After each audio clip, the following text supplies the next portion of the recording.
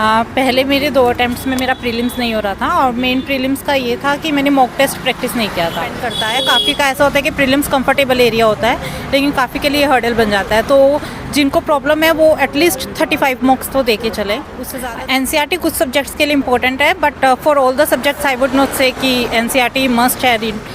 Prelims को lightly मत लीजिए बिकॉज ये लार्जेस्ट एलिमिनेशन का है कि यहाँ पर ज़्यादा बच्चे यहीं एलिमिनेट होते हैं। हेलो मैम, कैसी हैं आप? I am good. Okay ma'am, interview कैसा हो गया आपका? अच्छा हो गया इंटरव्यू। जी मैम, आपका नाम? कोमल। एंड मैम आपका एजुकेशनल बैकग्राउंड? मैंने बीए प्रोग्राम करा है from Miranda house university of Delhi से और मैंने मास्टर्स करी है पब्लिक एडमिनिस्ट्रेशन में और ये मेरा 3rd अटेम्प्ट था। अच्छा मैम, अगर हम इंटरव्यू की बात करें तो आपका इंटरव्यू जब आप पैनल के सामने गई तो इंटरव्यू कहाँ से स्टार्ट होता है, किस क्वेश्चन से आपकी शुरुआत होती है? मेरा संजय वर्मा सर का बोर्ड था और स्टार्टिंग में काफ़ी उन्होंने कॉर्डियल किया था, काफ़ी मतलब स्माइलिंग कर रहे थे और मुझसे यही पूछा था कि आप प्रे कर रहे हैं, आपके पेरेंट्स भी प्रे कर रहे होंगे आपके इंटरव्यू के लिए। मैंने कहा यस सर। एंड देन फिर उन्होंने पूछा कितने मॉक आपने दिए हैं, तो ऐसे करके फिर उन्होंने धीरे से फिर स्टार्ट कर दिया था उसके बाद इंटरव्यू। ओके, तो मैम मॉक दिए थे आपने? हाँ मैंने मॉक। क्या डिफरेंस नज़र आया मॉक में और यार रियल इंटरव्यू में?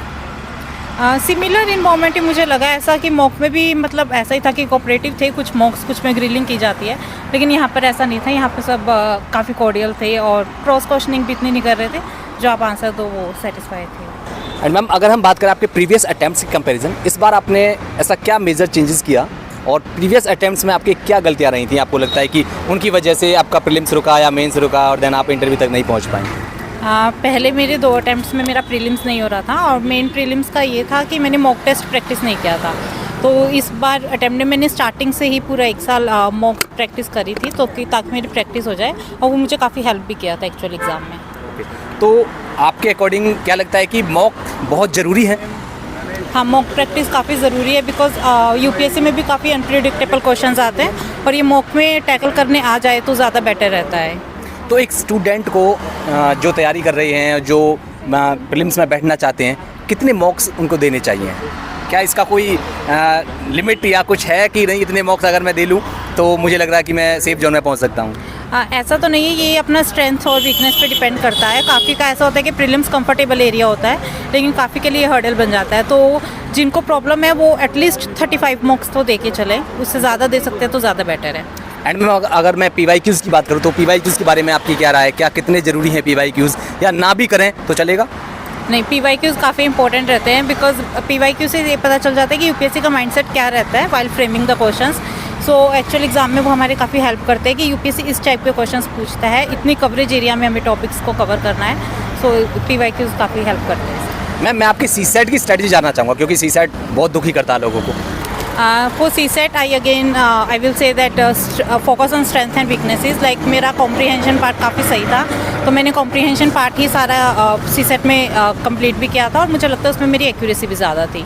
और फिर मैंने रीजनिंग के क्वेश्चंस को आइडेंटिफाई किया था जो ईजी होते हैं बिकॉज मैथ्स मेरा भी ज़्यादा अच्छा नहीं है, तो उसमें जो आपको कंफर्टेबल लगते हैं लाइक कोई क्वेश्चन आता है रेशियो परसेंटेज, तो इन टॉपिक्स को काफ़ी अच्छे से कर लीजिए और जो ताकि एक्चुअल एग्जाम में भी आप वो क्वेश्चन जल्दी अटैम्प्ट कर सको। मैम एक और चीज़ रहता है कि जब एक स्टूडेंट्स आता है तैयारी करने के लिए, तैयारी की शुरुआत करता है तो उसको ये नहीं पता होता कहाँ से शुरुआत करें, कैसे करें। क्या NCERT, वो कई बार सोचते हैं कि NCERT से अगर ना पढ़ें तो चलेगा, क्योंकि उनको ये लगता है कि NCERT की जगह अगर हम स्टैंडर्ड बुक्स पढ़ लें तो वो ज़्यादा बेटर रहेगा, उनका टाइम बच जाएगा। लेकिन क्या ये टाइम बचाना कहीं नुकसानदेह तो नहीं होता है?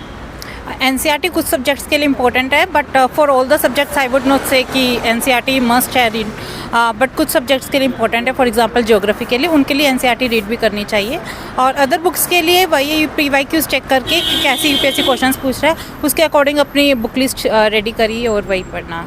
मैम मैं आपके रिसोर्सेज जानना चाहूँगा, आपने क्या क्या रिसोर्सेज आपने रखे थे, वैल्यू एडिशन के लिए आपने क्या किया था? रिसोर्सेज मेरे जनरल रिसोर्सेज ही थे जो वैसे टॉपर्स बताते हैं, लाइक ज्योग्राफी के लिए NCERT किया था, पॉलिटी के लिए लक्ष्मीकांत किया था, एंशिएंट इंडिया के लिए NCERT किया था RS शर्मा के NCERTs की, और साइंस एंड टेक्नोलॉजी के लिए करंट अफेयर ज़्यादा इंपॉर्टेंट रहते हैं और इंटरनेशनल रिलेशंस भी करंट अफेयर से किया था। मैम मैं करंट अफेयर पे आऊँगा कि आप करंट अफेयर कहाँ से करते थे? क्या न्यूज़पेपर से करना ज़्यादा बेटर रहता है या फिर आप अपने जो मंथली मैगजीन्स होती हैं वो ज़्यादा अच्छी रहती हैं? मैंने दोनों ही कवर किया था बिकॉज डेली न्यूज़पेपर रीड करते हैं तो हमें अंडरस्टैंडिंग रहती है कि ये न्यूज़ में चल रहा था, और इसीलिए फिर मंथली मैगजीन भी कवर करनी ईजिली हो जाती है बिकॉज पता होता है कि पास्ट में ये हुआ है। तो मैंने दोनों फॉलो किया था, करंट अफेयर्स भी, daily newspaper and monthly magazine. क्या आजकल chat GPT, artificial intelligence, Gemini वगैरह कुछ ऐसी चीज़ों को आपने प्रेफर किया था? नहीं, मैंने अपने प्रिपरेशन में नहीं किया था। कुछ ऑनलाइन रिसोर्सेज बताना चाहेंगे? ऑनलाइन जो फ्री वेबसाइट्स होती है जो करंट अफेयर्स भी डेली देती है समरी में, तो उनको मैंने रेफर किया था। यूट्यूब कितना हेल्पफुल रहा आपकी इसमें प्रिपरेशन में?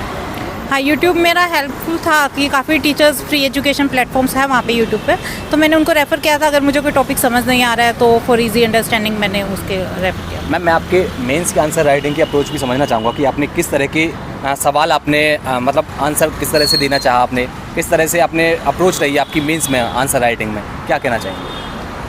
मेंस के आंसर राइटिंग के लिए I would say introduction, body and conclusion, ये फॉर्मेट रहता है आंसर राइटिंग के लिए।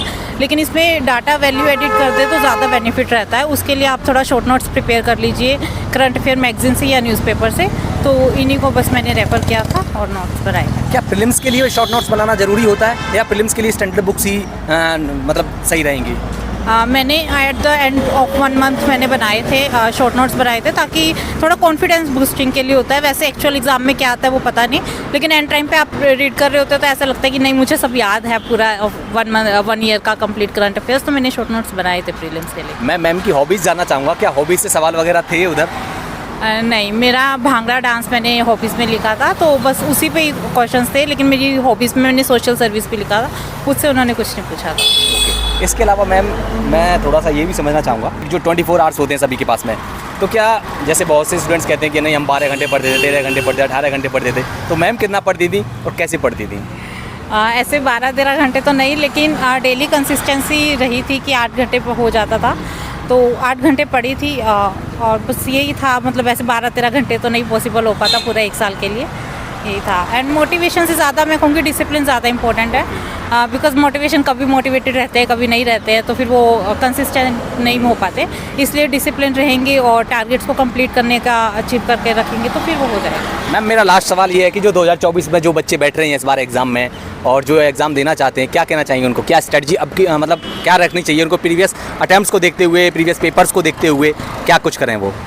प्रीलिम्स को लाइटली मत लीजिए, बिकॉज ये लार्जेस्ट एलिमिनेशन का है कि यहाँ पर ज़्यादा बच्चे यहीं एलिमिनेट होते हैं। प्रीलिम्स और जीएस प्लस सीसेट दोनों पे फोकस करना है, उसके लिए मॉक टेस्ट और पीवाईक्यूज दोनों पे ज़्यादा एम्फोसिस कीजिए। Okay, thank you ma'am.